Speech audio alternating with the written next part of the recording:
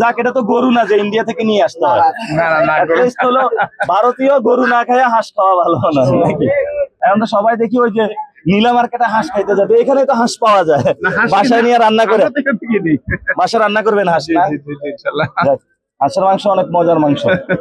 বাসা কোথায়? আচ্ছা, জি, চাচা, একটা কথা আছে, এবার হলো কথা কোয়া লাগবে না কাকা, আমরা পক্ষে। না, আল্লাহর আরেকটু রহমতে- কথা আছে তো। আল্লাহর রহমতে।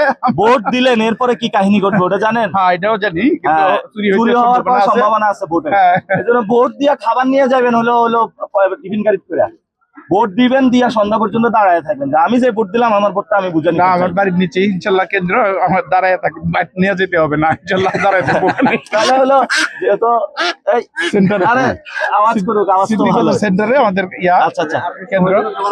দোয়া করেন ভাই, দোয়া রাখেন। আর এগুলা কি দাম টাম বাড়তেছে নাকি কমতেছে?